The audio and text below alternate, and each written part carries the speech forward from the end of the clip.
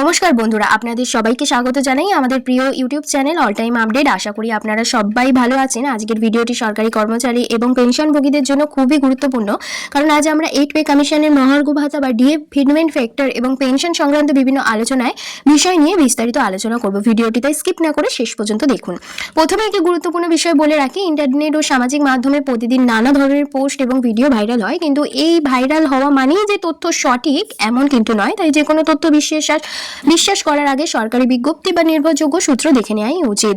এখন আসি 8 pay commission আলোচনায়। দীর্ঘদিন ধরে কেন্দ্রীয় সরকার কর্মচারী এবং পেনশনভোগীরা নতুন পে কমিশনের অপেক্ষায় রয়েছেন। অনেকেই জানতে চাইছেন, নতুন কমিশন কার্যকর হলে বেতন কত বাড়বে, ডিএ কি হবে, পেনশন কি পরিবর্তন আসতে পারে।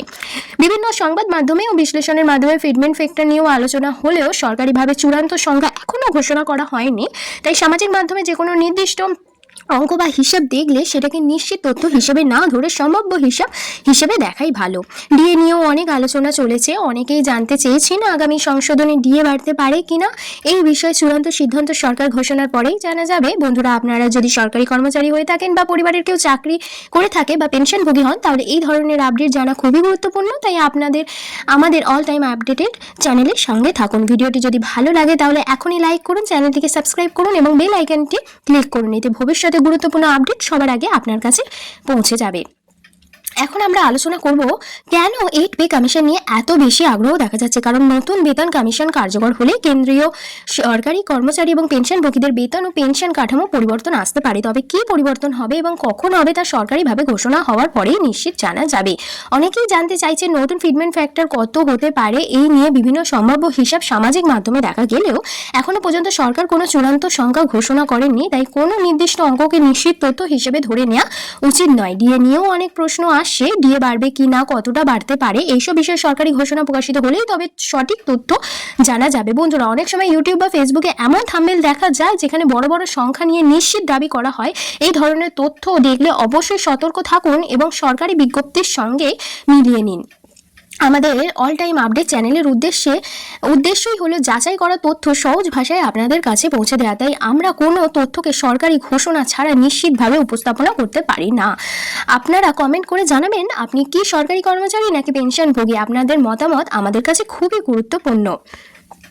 এবার চলুন এখন আমরা আলোচনা করব 8 পে কমিশন নিয়ে সাধারণ মানুষের সবথেকে বেশি করা কয়েকটি প্রশ্ন। প্রথম প্রশ্ন, নতুন পে কমিশন কবে কার্যকর হতে পারে। এই বিষয়ে এখনো সরকারিভাবে কোনো চূড়ান্ত ঘোষণা প্রকাশ করা হয়নি। তাই সামাজিক মাধ্যমে প্রচারিত যে কোনো তারিখকে নিশ্চিত তথ্য হিসেবে না দেখে সরকারি বিজ্ঞপ্তির জন্যই অপেক্ষা করা ভালো। দ্বিতীয় প্রশ্ন, বেতন কত বাড়তে পারে। এরও নির্দিষ্ট উত্তর এখনো দেওয়া সম্ভব নয়। বিভিন্ন সংবাদ মাধ্যমে সম্ভাব্য হিসাব প্রকাশিত হলেই তার উপর অনুমোদিত প্রকাশের পরে প্রকৃত বিষয়টি জানা যাবে।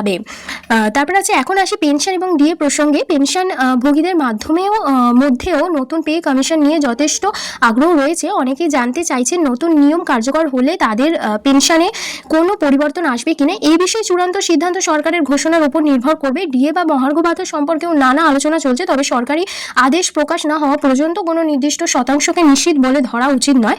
আমাদের পরামর্শ সবসময় সরকারি বিজ্ঞপ্তি এবং নির্ভরযোগ্য তথ্যের উপরই ভরসা রাখুন।